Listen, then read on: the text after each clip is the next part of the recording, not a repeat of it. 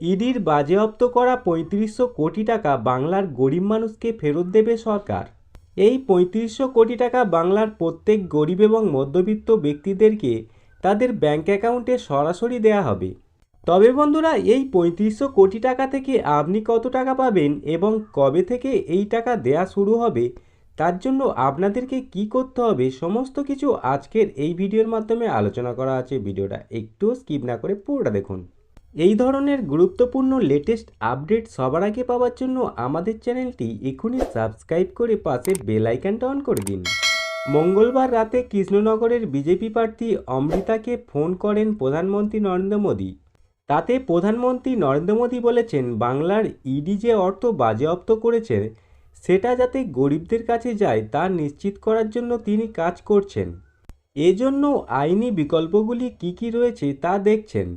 ওই প্রার্থীকে ফোনে প্রধানমন্ত্রী বলেন, একদিকে বিজেপি দেশ দুর্নীতিকে গোড়া থেকে উবড়ে ফেলতে প্রতিশ্রুতিবদ্ধ, অন্যদিকে সমস্ত দুর্নীতিবাজ একে অপরকে বাঁচতে এক হয়েছে।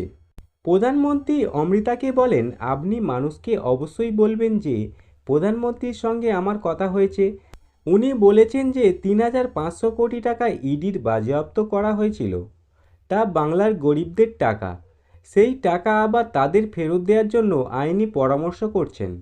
বাংলার মানুষ যেন সেটা বিশ্বাস করেন।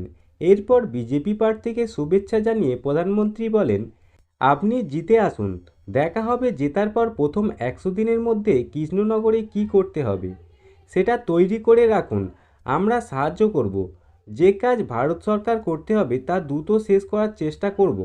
তাহলে বন্ধুরা, আপনারা এখানে বুঝতেই পারলেন প্রধানমন্ত্রী নরেন্দ্র মোদী ফোন করে বিজেপি প্রার্থীকে বলেছেন, ইডির বাজেয়াপ্ত করা বাংলা থেকে যে সমস্ত টাকাগুলি এসেছে সেই সমস্ত টাকাগুলি গরিবদের টাকা এবং গরিবদের মধ্যেই বিলিয়ে দেওয়া হবে।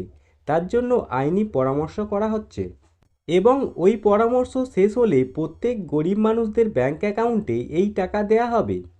কেন্দ্রীয় সরকারের এই পদক্ষেপে আপনি কতটা একমত নিচে কমেন্ট বক্সে জানাতে ভুলবেন না। এই ছিল আজকের ভিডিও। ভালো লাগলে একটা লাইক করে দেবেন অবশ্যই। ধন্যবাদ।